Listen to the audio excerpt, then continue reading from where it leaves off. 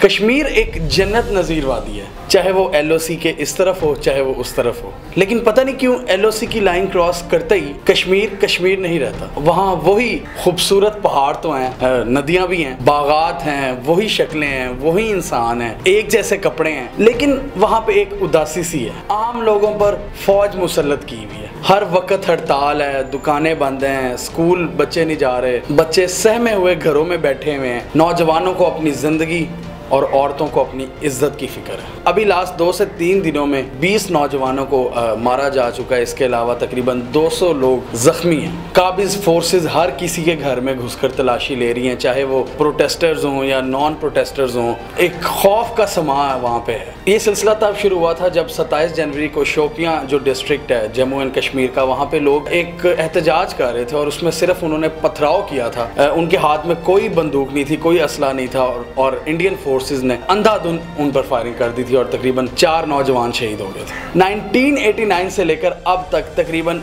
1 लाख लोगों को मारा जा चुका है और तकरीबन 10,000 के करीब कस्टडी में मारे जा चुके हैं। 8,000 गुमनाम कब्रें हैं। कुछ लोग तो अपने प्यारों को आखिरी बार देख भी नहीं सके। और आपने वो वीडियो देखी होगी कि जिसमें इंडियन फोर्सेस एक नौजवान को उन्होंने अपनी जीप के आगे बिठाया हुआ ताकि अगर उन पे कोई पथराव वगैरह हो तो उससे बचने के लिए वो उस बच्चे को लगे। कोई पूछगछ नहीं है। एक्स्ट्रा जुडिशियल किलिंग्स वहाँ पे आम है, रेप है वहाँ पे आम, बदतरीन टॉर्चर किया जाता है और लोगों को ऐसे ही उठा लिया जाता है। अब आपने कभी सोचा है कि इसकी क्या वजह है कि इंडियन फोर्सेस ऐसे धड़ल्ले से लोगों के साथ जानवरों से भी बदतर सलूक कर रही है और कोई इनको पूछता भी नहीं है, कोई लॉ हरकत में नहीं आता? तो मैं आपको बताता हूँ। इंडियन गवर्नमेंट ने एक एक्ट पास किया था 1990 में एफस्पा के नाम से, armed forces special power act. और इस कानून के तहत इंडियन फोर्सेस को वो स्पेशल पावर्स दी गई हैं कश्मीर के अंदर कि वो किसी को भी रेप कर दें, किसी को भी मार दें, किसी को भी अगवा करें, किसी को भी बदतरीन टॉर्चर का निशाना बनाएं, लेकिन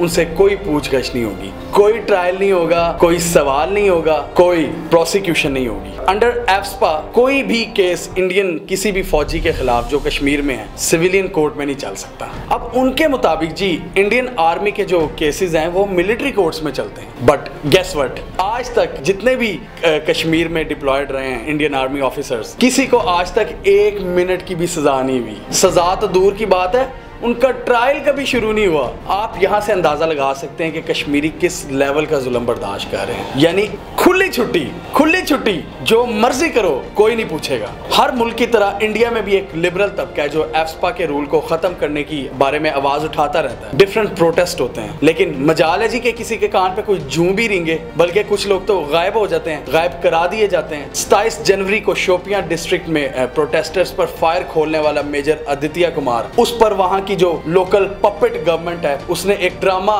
रचाया और कहा जी कि हम इस पर केस करेंगे, हम इसकी तहकीकात करेंगे। लेकिन वो ड्रामेबाज तहकीकात जैसी स्टार्ट हुई तो सुप्रीम कोर्ट की तरफ से ऑर्डर आ गया, ओए बंद करो इसे। और आदित्य कुमार को सिर्फ इस बयान पर छोड़ दिया गया, उसने कहा जी मैंने डिफेंस में फायरिंग की थी। तो और जो लोग मरे हैं उनका कोई डिफेंस नहीं। मुझे नहीं समझ आती कि इंडियन गवर्नमेंट कब तक इंसाफ का यूं ही कत्ल करती रहेगी। सिर्फ एक साइड को सारे इख्तियारात, सारी पावर्स, सारी लीगल सिक्योरिटी देके दूसरी साइड को आपने बिल्कुल ही जानवर समझ लिया। और अगर स्टेट लेवल पे इस तरह की हरकतें शुरू हो जाएं तो उस जगह का अल्लाह ही हाफिज है। एक इतनी पावरफुल आर्मी आपने उन बच्चों पर मुसल्लत की हुई है और उनके पास टैंक्स भी हैं, उनके पास हेलीकॉप्टर्स भी हैं, उनके पास जदीद किस्म की असलहा है, बंदूकें हैं। आप किसी भी वक्त अपने डिफेंस के नाम पे उन मासूम लोगों पर चढ़ दौड़ते हो, पूरी लीगल प्रोटेक्शन के साथ, स्टेट की प्रोटेक्शन के साथ। उन्हीं कश्मीरियों पे अगर LOC के आप उस तरफ जाएं तो पाकिस्तानी साइड पे भी कुछ कश्मीरी बैठे हैं। ये कैसे हो सकता है कि आप LOC क्रॉस करो और दूसरी साइड के कश्मीरी टेररिस्ट निकलें? 1 सेकंड के अंदर अंदर आप उनको टेररिस्ट का लक़ब दे देते हैं। ये अपने लोगों के साथ कहाँ का इंसाफ है? अगर आप इसी तरह का सलूक करते रहेंगे, उनको कोई लीगल राइट नहीं देंगे, उन पर टैंकों और हेलीकॉप्टर के साथ चढ़ाई करेंगे, इतनी पावरफुल आर्मी के साथ, 7 लाख लोगों की आर्मी के साथ, और रेप, कत्ल, अगवा, टॉर्चर करते रहेंगे और आप ये एक्सपेक्ट करेंगे कि कोई रेजिस्टेंस ना आए, आपको रेजिस्टेंस का सामना ना करना पड़े, सर ये आपकी भूल है। और कश्मीरीज को कोई इंडिया में लीगल राइट नहीं है, वो अपना जो लीगल सिस्टम है उस पर अपना सारा एतमाद खो बैठे हैं। और मेरी इंडिया में बैठे हुए लिबरल जो लोग हैं उनसे गुजारिश है कि प्लीज आप दुनिया की सबसे हसीन वादी कश्मीर में इस